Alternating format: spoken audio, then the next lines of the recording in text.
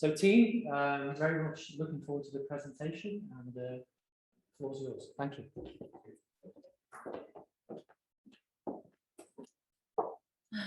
Lausanne Hockey Club, EPFL, Smart Move, members of the Scientific Committee and AISTS, and for other members online or here in person, good morning and welcome to the Lausanne Hockey Club team project. First, let me introduce our members. To my right, I have Christos Ikavides from Cyprus. To my left, I have Alexandre K from France, and myself, Christy Dupart from the United States. This morning, we will be going over 3 key points with you. First, the academy development. Second, we'll take you through the benchmarking activities that we completed. And third, we will take you through our academy proposal. Just like in this slide, we will take you through our work from beginning all the way through to the end, starting with an introduction of LHC. LHC, founded in 1922, located here in Lausanne, making them one of the oldest hockey clubs here in Switzerland. They compete in the National League and host their home games at Vaudoise Arena, which holds 10,000 seats. The club's strategy, overall strategy, is to establish themselves as the best-in-class hockey club here in Switzerland. In order to do that, they have identified 4 main pillars. First, the LHC First Team, the LHC Academy, the LHC Girls Team, and lastly, LHC Esports. Our focus for this project was on the LHC Academy and helping them to develop the best-in-class academy here in Switzerland. The overall project brief, as I've stated, is to help LHC create an academy so that they can develop young talents. We were tasked with 2 main points. First, to reference from established academies, and second, to help them develop a business plan covering the unique selling points specific for LHC. We had 3 main objectives for this project. First was to do a comprehensive review of existing and successful ice hockey academies here in Europe. Second was to identify technology, both existing and in development technology, that could help LHC become a recognized leader in ice hockey. Third was to propose scenarios in which LHC could take advantage of the regional ecosystem here in Lausanne. By accomplishing these 3 key objectives, LHC hopes to develop a program where they can develop young players that will not only reach the first team, but hopefully the Swiss national team. Secondly, we hope to help them build a successful and sustainable business model for the academy. So how did we do to conduct our project?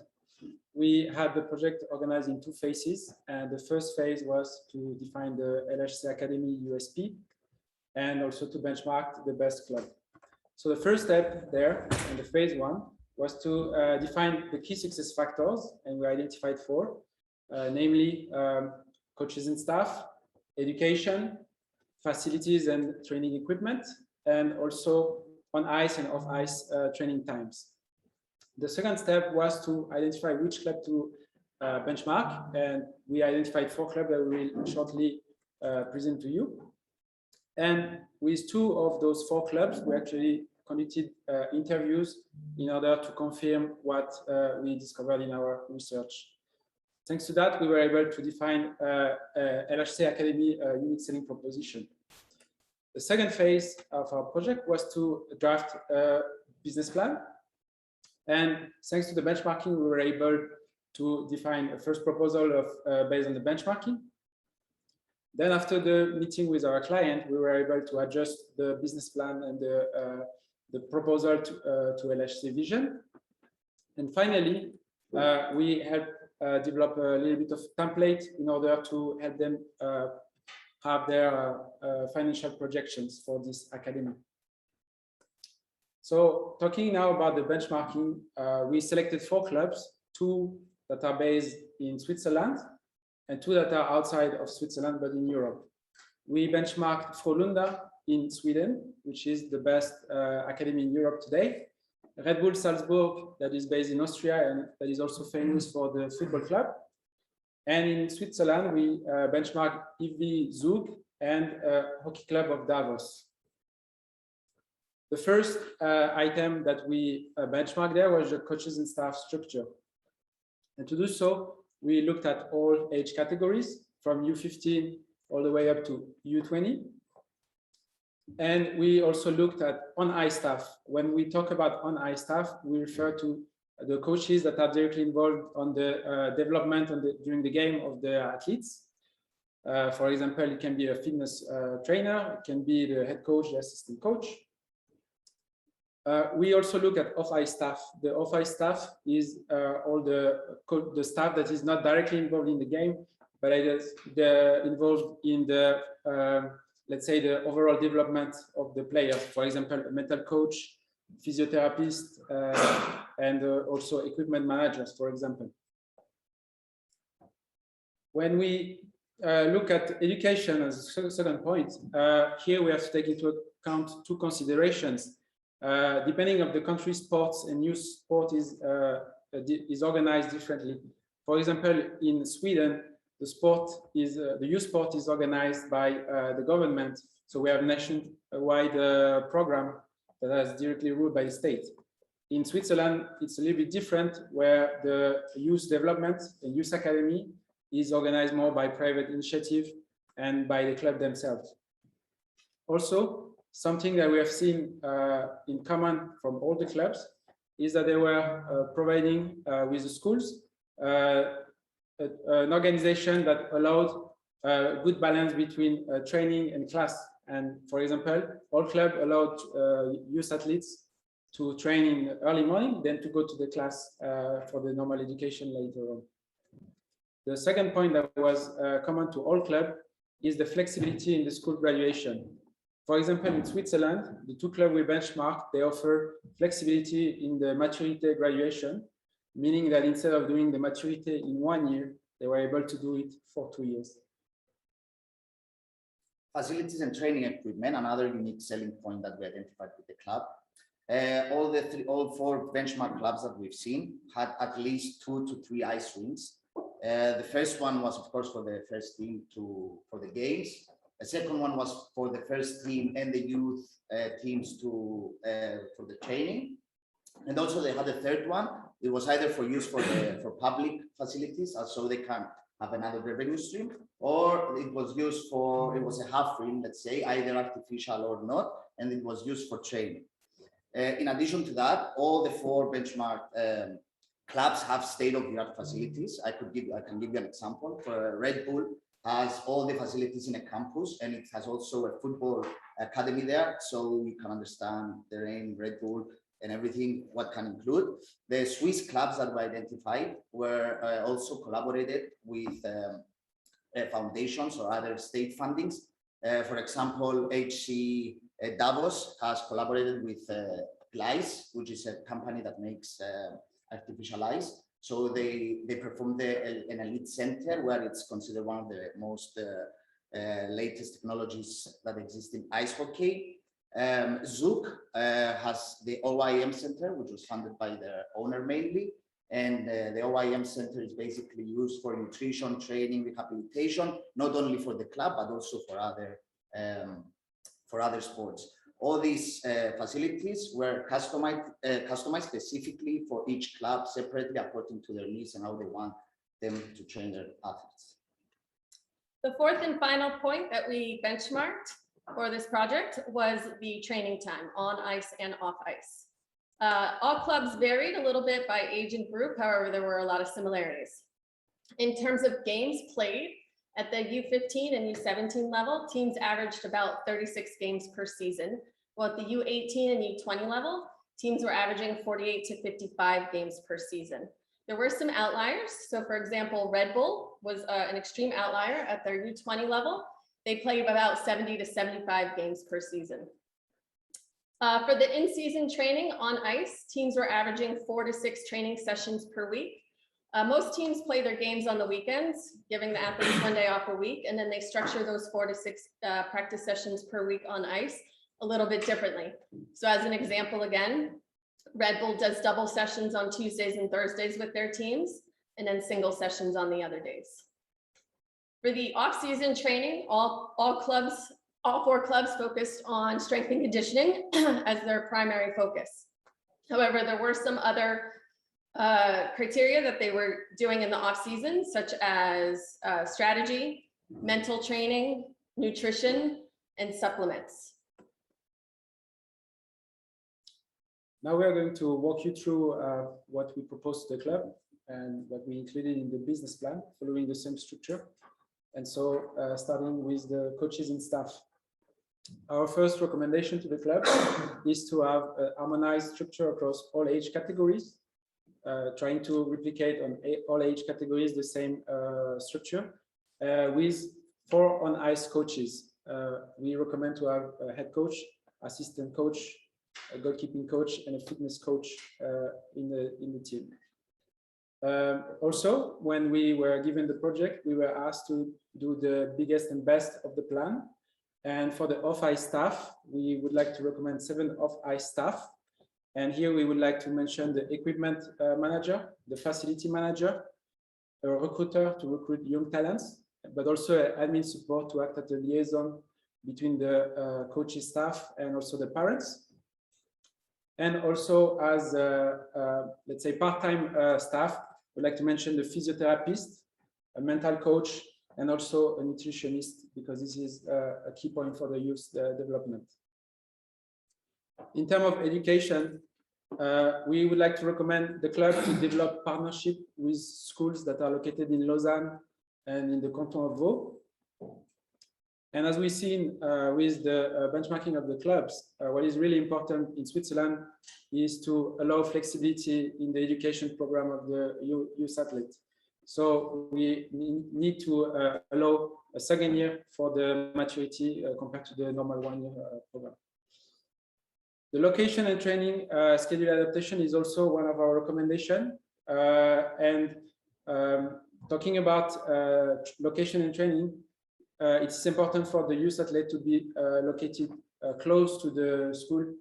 So we recommend to limit the commuting time to 15 minutes. Finally, as we want to attract the best talents in the Lausanne Academy Club, it would be good to also allow or to offer assistance to the students that are not French speakers. So one of the ideas here would be to offer them, for example, online classes. For example, if we have German speakers or English speakers. As Alex mentioned about our proposal was based on the best in class equipment that we can get. We identified that the club needs at least 2 to 3 ice rinks. One, they already have one under Vaudoise Arena, and there's also an outdoor one, which is mostly used in the winter. So we recommend that they will need another one at least, so they can use it for training, and also they can use it for as public facilities, so people can come and use it, and so they can create another revenue stream like pre-mentioned. They will also need some state-of-the-art facilities for training. Some are going to use for analysis to analyze the athlete's strengths and weaknesses, and some others in order for training. An example to it, it's called the LPM system. It's a local measuring position system that actually measures how fast is the change in displacement of each athlete on ice, so they can train their skills with the ice skates. Also a skating mill, which is pretty much basically the same as a treadmill, but they're using the ice skates, incline or decline, so they can strengthen in that area as well. Another one is a skating, it's like a skating room. It's called fast hands, where they're like the cups are coming and they have to shoot it in different directions, in different speeds. And they will also use, they have to use, of course, a training center for like a gym. So it's not need to mention that the athletes need to be training to strengthen their bodies as well.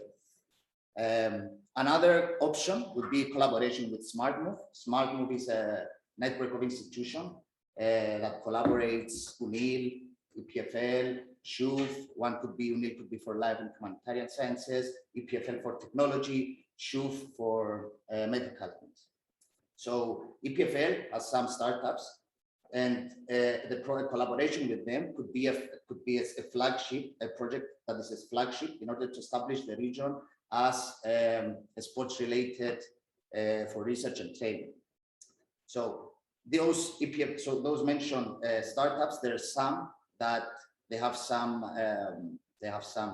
equipment, 8 cameras that are set into the stadium, and they can analyze, they can track their players' skeletons, either with the track number or with different kinds of technology, and they can basically use analysis systems in order to have real life analysis for training or for the matches. And also, as I mentioned before, some equipment that are really fancy, these can really implement, these systems can really implement it into one, so there's no need to buy different.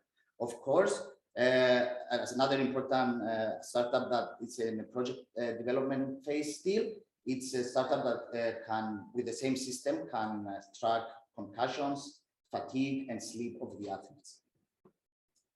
Therefore, LHC would propose, we see that there are 3 options: either use the one with existing technologies that it will take the less amount of time, but will come at a greater cost.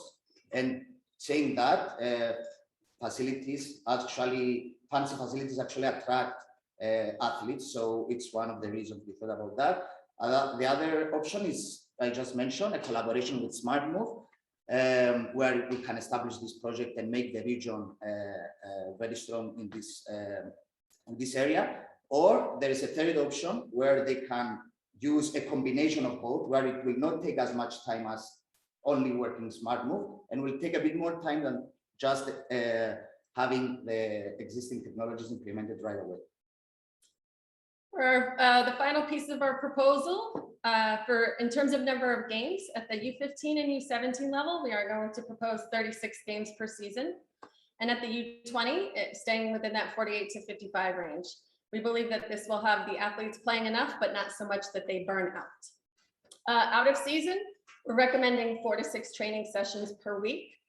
We do propose that LHC keep in mind the talent level as well as the development phase of their athletes in determining the appropriate amount of training per week to complete. Out of season, we believe that they should focus on that strength and conditioning, but we believe that there's a lot of added value in other types of training that they can bring in, such as the mental skills, as well as the nutrition, food and supplement training for the athletes.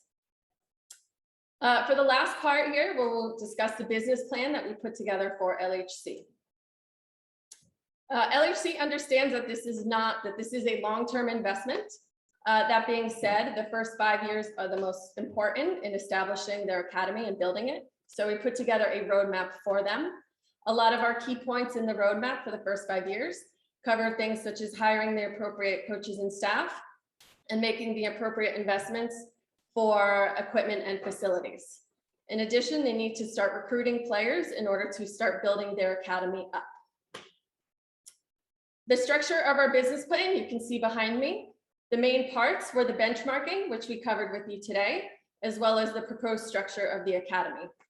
The final piece of the business plan was the financials, where we put together a template outlining the key areas where they can generate some revenue, as well as the key expenses that we believe they will incur over the next 5 years. The next steps for LHC will be to finalize the financial projections, and second, to watch the recent changes going on in youth ice hockey. We believe that if LHC follows through with this plan, they can strengthen the LHC brand and reputation, and as well as provide new revenue streams for the club. Before we wrap up, we would like to thank Dr. Magali Louie for her support and guidance throughout this project. We thank all of you for attending and open the floor for questions.